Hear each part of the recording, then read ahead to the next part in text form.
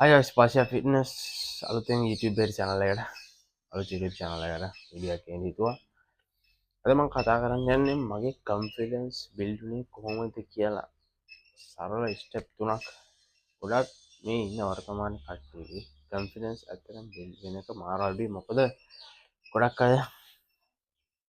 අයයි සමාජයට ගොඩක් අය රිස්ක් ගන්න කැමති නැහැ. ගොඩක් අය අන්නේ වගේ දේවල් නිසා මේ වර්තමානයේ ඉන්න කොල්ල කෙල්ල ගොඩක් 20s වල නැත්තම් 18 ඩාටේන ඔය අවුම් පස්සෙත් ගොඩක් කම්පිටන්ස් කියනදේ ඇත්තනම අඩු වෙලා තියෙනවා.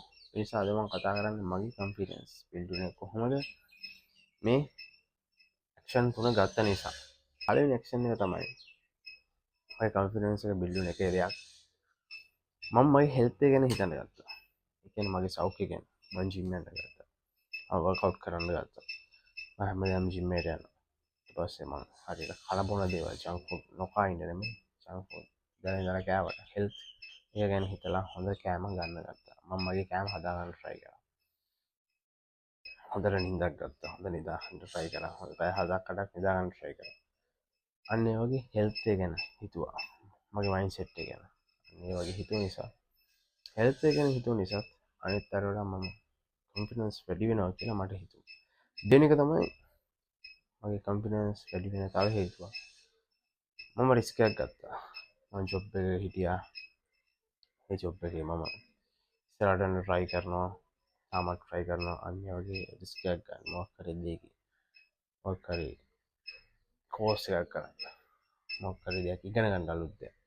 මොකක් හරි ස්කිල් එකක් හදාගන්න. අන්න ඒ වගේ කෝස් එකක් ස්කිල් එකක් නැත්නම් බිස්නස් එකක් පටන් ගන්න. අන්න ඒ වගේ දෙයකින් වාට වාගේ කොන්ෆිඩන්ස් එක වැඩි කරගන්න පුළුවන්. අපි මොකද අපි කම්ෆර්ට් සෝන් එක ඇතුලේ ඉන්න තුරු රිස්ක් එකක් අරගෙන ඉස්සරහට ගියොත් එතකොට අනිවාර්යයෙන් අපේ කොන්ෆිඩන්ස් එක බිල්ඩ් වෙනවා. තුන්වෙනි එක තමයි ඒකත් මාර වැදගත්. මම අතීතය අමතක කරා. අතීතයේ අපි කොහොමද හිටියේ? අතීතයේ අපි මොන වගේ දේවල්ද කරේ? අතීතයේ අපි මොන වගේ මිනිස්සුත් එක්ක ආශ්‍රය කරේ? අතීතයේ අපි මොන වගේ අත්දැකීම් තියෙනවද කියලා ඇත්තටම වැදගත් නැහැ. ඇත්තටම වැදගත් වෙන්නේ වර්තමාන තත්ත්වය. ඔයා මොන වගේ ඒජ් එකේ හිටියත්, ඔයා මොන වගේ තත්ත්වයක හිටියත් ඇත්තටම වැදගත් වෙන්නේ මේ වර්තමාන තත්ත්වයේ අපි ඉන්නකොට. ඒ නිසා අතීතයේ අමතක කරලා පුළුවන් තරම් අතීතය අමතක කරලා අතීතයේ ඉගෙන ගත්ත පාඩම් අරගෙන මේ වර්තමානයේ ජීවත් වුණොත් එතකොටත් ඔයාගේ කොන්ෆිඩන්ස් එක ඉම්ප්‍රූව් වෙන්න chance එක වැඩි. ඒ නිසා මම ඔයාලට කියන්නේ මේ ස්කිල්ස් වල පාවිච්චි කරන්න ඔයාලට කොන්ෆිඩන්ස් හදා ගන්න ඕන නම් ඔයා මේ 20s වල නම් ඉන්නේ. ඔයාත් ડિප්‍රෙෂන් නම් ඉන්නේ. මේ තුන try කරලා බලන්න. මේ තුන ඇත්තටම මගේ ලයිෆ් එකට මාර වැදගත් වුණා.